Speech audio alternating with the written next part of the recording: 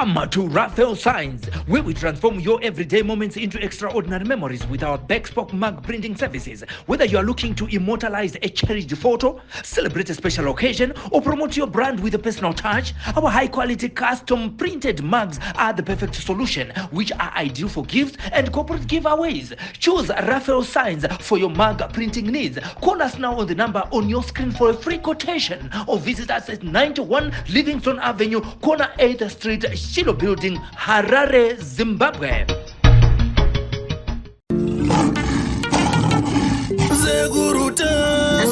Music entertainment.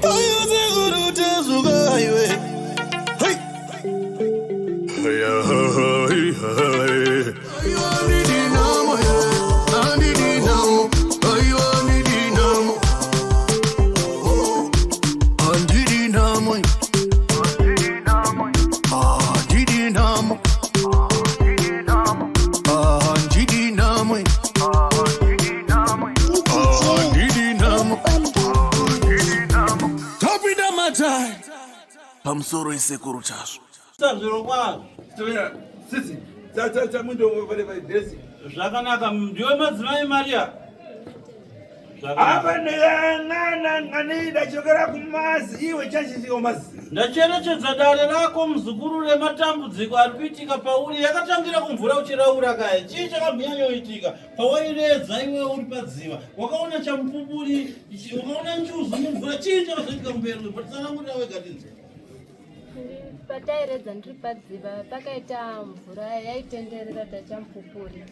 Painini payakatendera pokutanga nangofunga kuti zvavanhu kana vachirondedzera vanhu vachingoita nyaya vakati akana ukaona wasvika padziva pana mvura yakadaro. Wauya nani kumatare? Ndauya ndoga. Saka zvadaro ndakazofunga kuti vanhu pai vanoti injuvu yakatendera pokutanga. Apa kuri afara ndikone mukama umwe nemba Memphis. Chitafeya Memphis ndiye. Kutaura kwauri kuita kuti kuona pamuromo pako pari kunyorwa zita rekuti Memphis. Memphis ndiani? Ndivatete.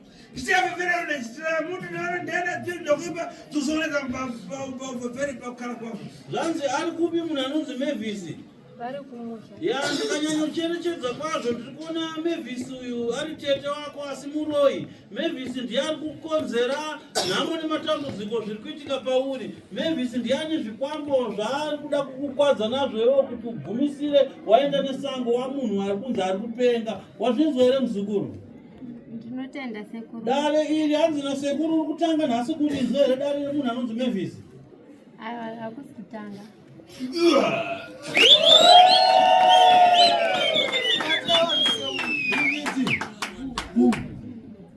Apa ndangana safaya zvinzenzi kuchitika dzigere masero zvindi kuchova mashi safaya zvindi kuna ndikonzeo asi akati koma mwana kuchiro ndangana ofuna kufundisiwa amangana amebaba safaya midivai.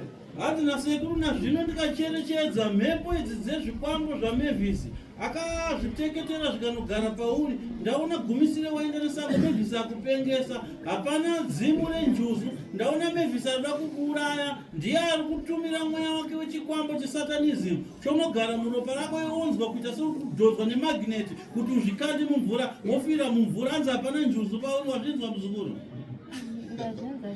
Apa ndingayangana kufunga mtana kunjade dhoshikiri tamwanyi kuja dhoshikiri iwe dhoshikiri kupinda mabodi.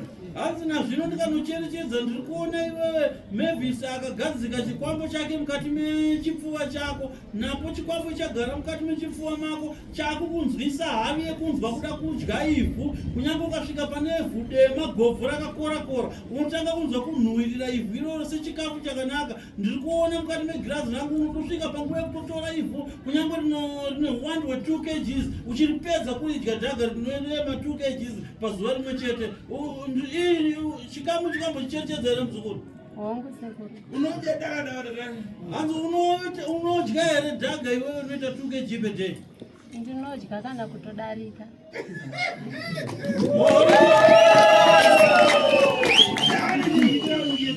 Hanzi chii chinoitika kuti udye dhaga? Naye ruzhinji meso murikuwo pane munhu angadyawo 2 kg dhaga. Hanzi pamwe ane nhumbu kawe. Une nhumbu here? hanzi ko kana munhu une nhupu uchinzi haviye kudya dhaga ungadyewo noita keji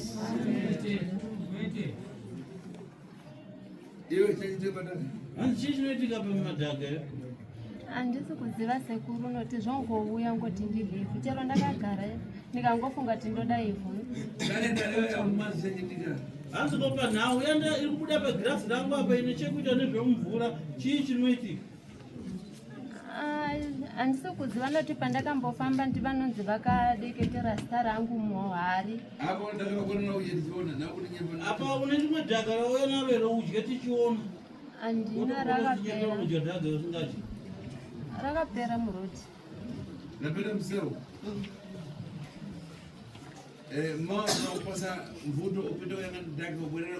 mangwana tichada kupa nguva yekuti utenderere mumigwagwa mune kunze kuti tsvaga pane dhaga rinonzwa kunyuchira mwoyo wako utore uye naro udye tichiona uye ne5 kg tonotoipedza handidika ndozvinza sekuru asi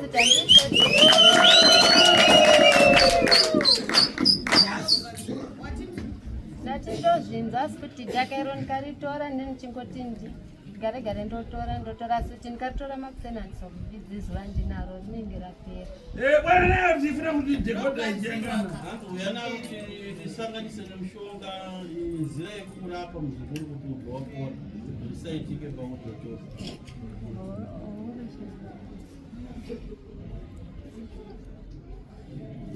ufuna nani hanzi taura tizowati iwo uchimanzira kuti apa namuntu anokuona kuti avanga basipecho ati mawindo chi titafeya mawindo ondevhara ati pane munanchira mawindo hanzi uyu paari kupedzisa kutaura mashoko ake ndiri kunzwa zita riri kubuda pagirazi rangu toti mawinei pane munanzi mawinei ere aperere kumbe mawino aripo ari kupi mawinei aperere aripo here